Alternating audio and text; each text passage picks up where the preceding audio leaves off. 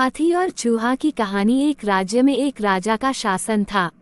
हर सप्ताह पूरी शानो शौकत से नगर में उसका जुलूस निकला करता था, जहां प्रजा उसके दर्शन किया करती थी। एक दिन एक नन्हा चूहा उसी राजमार्ग के किनारे किनारे कहीं जा रहा था, जहां राजा का जुलूस निकलने वाला था। वह चूहा था तो छोटा सा, मगर उसका घमंड बहुत बड़ा था और वह खुद को सर्वश्रेष्ठ और महान समझता था। कुछ देर बाद राजमार्ग से राजा का भव्य जुलूस निकला, जिसे देखने लोगों की भीड़ लगने लगी। राजा अपने पूरे दल बल के साथ था। उसके सैनिक उसे घेरे हुए थे। कई मंत्री और अनुचर उसके पीछे थे। वह एक विशाल शाही हाथी पर सवार था। हाथी शाही था, इसलिए उसे भव्यता से सजाया गया था और उसकी शान भी देखते बनते थी। जुलूस में हाथी के साथ एक शाही बिल्ली और एक कुत्ता भी थे। राजा का जुलूस देखने को उमड़ी भीड़ राजा के साथ साथ उसके शाही हाथी की भी प्रशंसा कर रही थी।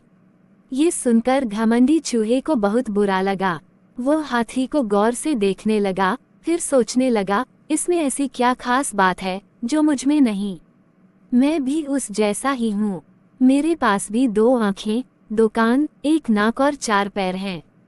फिर उसकी इतनी प्रशंसा क्यों?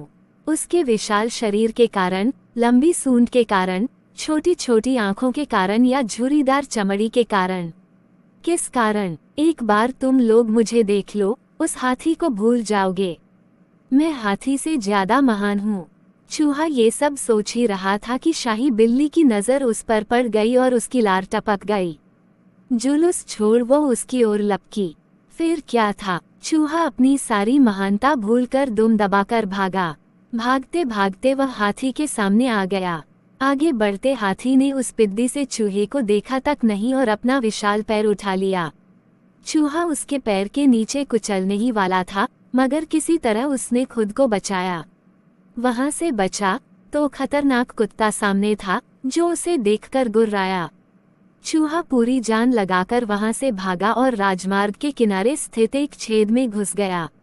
उसका सारा घमंड उतर चुका था।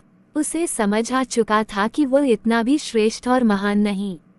सीख किसी से मात्र रूप रंग की समानता हमें महान नहीं बनाती। महान हमारे गुण और कार्य बनाते हैं।